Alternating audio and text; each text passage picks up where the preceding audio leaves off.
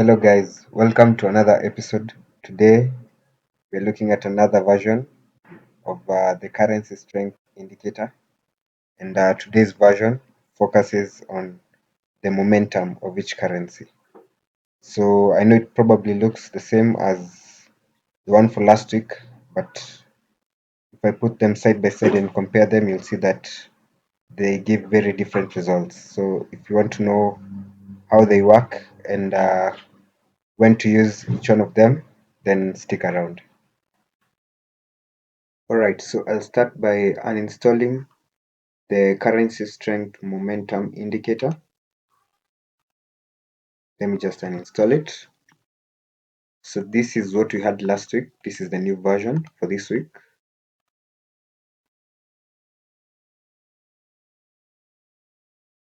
So it's uninstalled.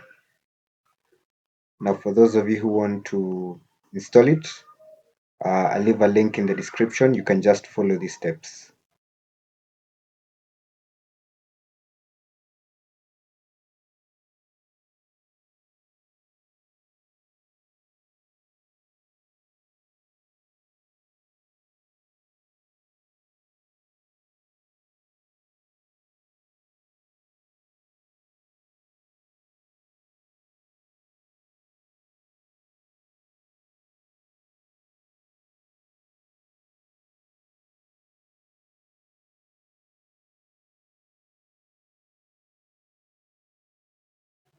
Alright, so once it's installed, here it is. What you want to do is drop it on the chart like that. So the first error you might encounter is that you'll find that it either isn't drawing any line or it's not drawing all the lines here. So what you want to do is go to the tabs folder, toolbox folder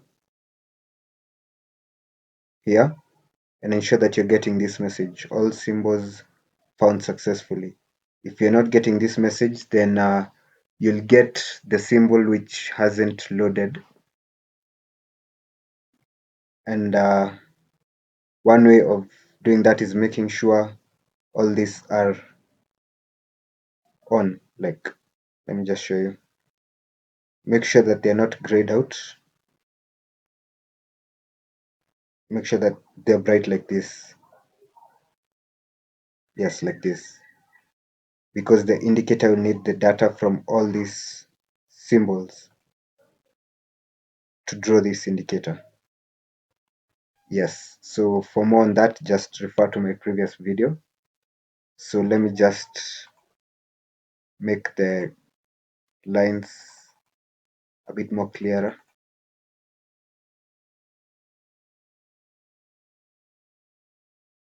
Yeah, so you'll find that the first difference between this indicator and the last one is that it has three settings. The first one is the number of bars. So in this case, it's 300.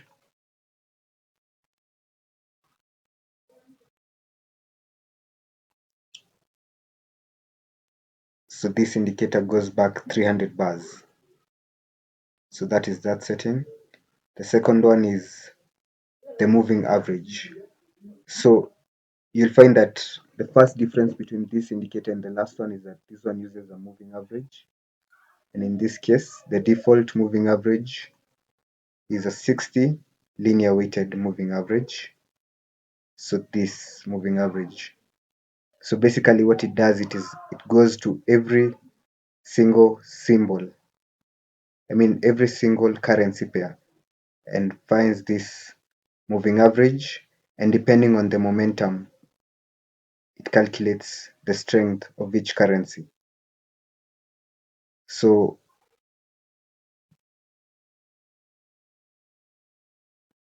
these settings right here are for that moving average. For example, if we put a 20 moving average, you'll see that the results are quite different. If you put a larger moving average, then the lines become smoother. Alright, and the last setting is the method of the moving average. So you can set it to whichever moving average you prefer. The default is linear weighted, but you can choose whichever you like. Alright, so those are all the settings of this indicator. Now if we place both indicators side by side, you'll find that the results that we get are very different.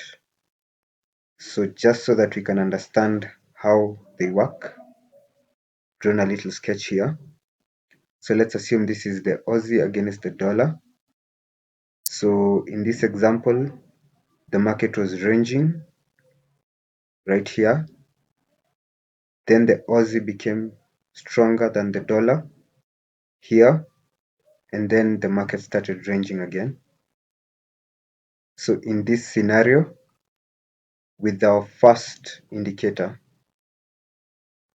the currency strength meter, what it does or how it calculates is it will take the last closing price. Let's say this is the last closing price, and then it takes the initial bar. So this can be the start of the week, the start of the month, depending on the setting that you take.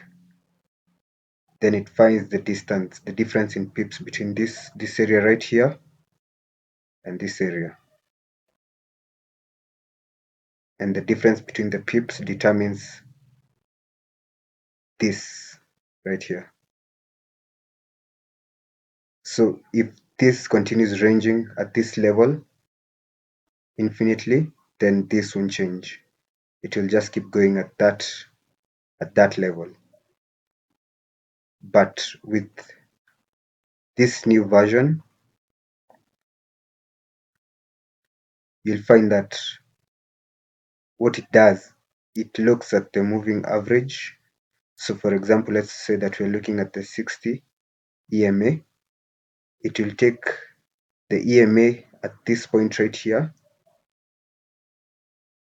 and this point right here, the next bar, and then looks for the difference between these two bars.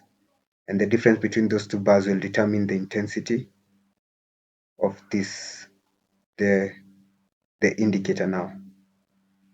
So in this example, you'll find that, say the market has moved from this area right here to this area.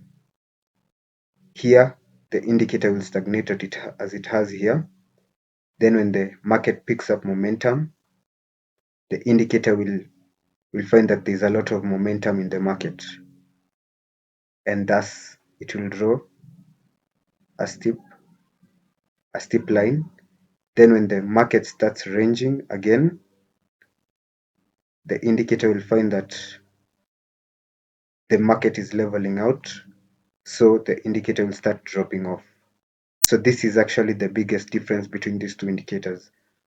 When the market comes from a certain point and it starts ranging, this is where the difference comes in. The first indicator will just keep going at that level, provided the market doesn't go back down to this level. If it does, then this indicator will drop down to that level. But in this second example, once the market starts leveling off, then the momentum indicator will also start leveling off, flattening out, I mean. So basically, this is the major difference between these two indicators. So depending on what you're looking for, you'll find it. So both indicators are here. So the first one is the currency strength momentum, and the second one is this one right here, the currency strength meter. So depending on what you're looking for, you can find both indicators here. Alright, so that is what I had for you this week. I hope it helps take your trading to the next level. If you have any issues, you can reach me on this email here, customercare@abctrading.xyz. Like and subscribe for more. See you next week.